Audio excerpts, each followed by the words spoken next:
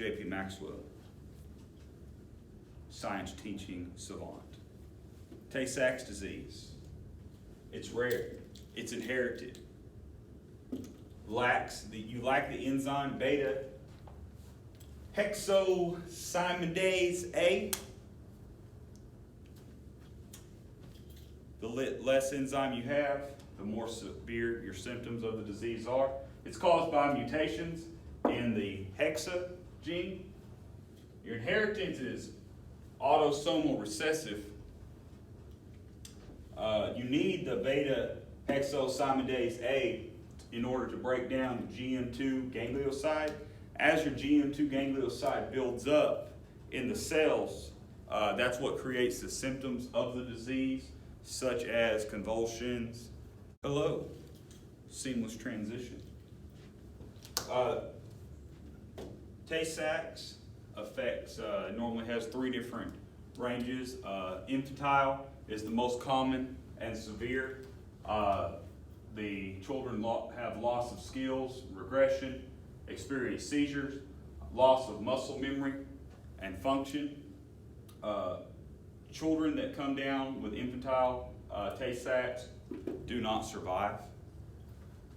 Juvenile ranges in severity. Normally onset between 2 and 5 years old.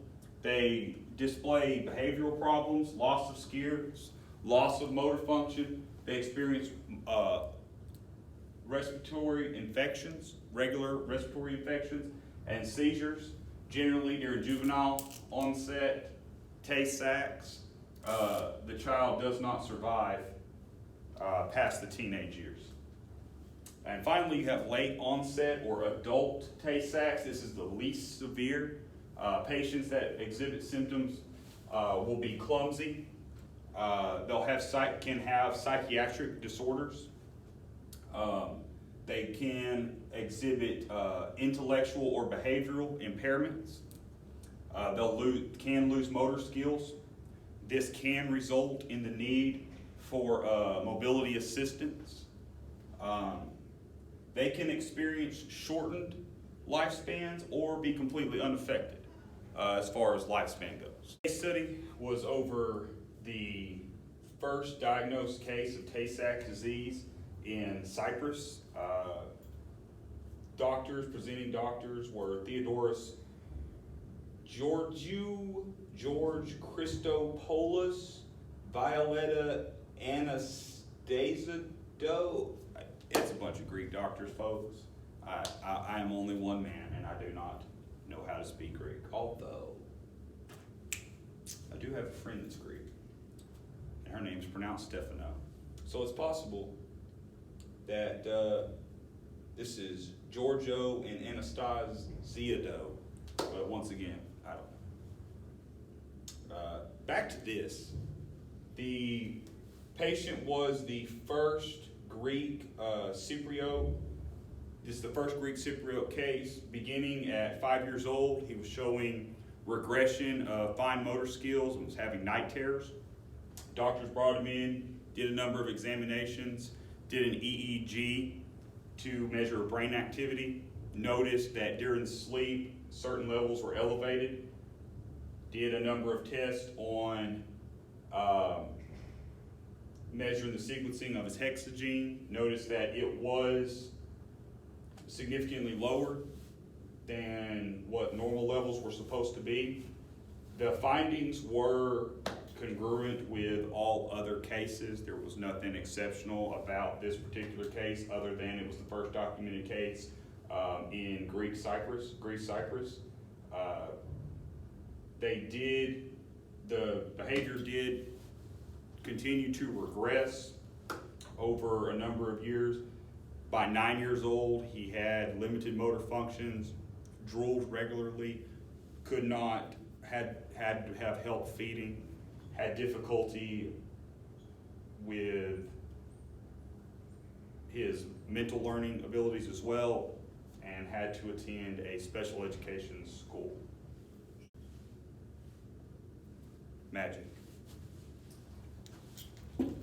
Tay Sachs affects the hexa gene.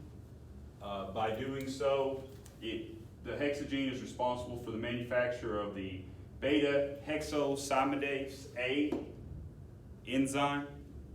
This enzyme breaks down GM2 ganglioside within the neurons of the cell. As this GM2 ganglioside builds up to toxic levels, it causes damage to the cells, specifically in the neurons of the brain and spinal cord cells. It's an autosomal recessive gene, so both parents have to have be a recessive carrier. If they are, you have a 1 in 4 chance of getting the disease, a 1 in 2 chance of not having the disease but being a carrier, and a 1 in 4 chance of not getting the disease or being a carrier at all. Believe in magic. All right, it's time for the grand finale. Testing for Tay Sachs disease is actually a very complicated procedure. You have to use a number of different series of information, such as medical history, records. You also look at the child's developmental history.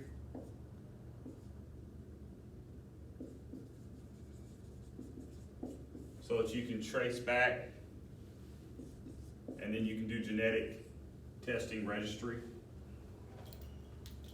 Once diagnosed with the disease, there is no cure, there is no treatment. All you can do is mitigate some of the symptoms of the disease. If in older cases, you can prescribe antipsychotic drugs in order to deal with some of the mental disabilities that it may bring on.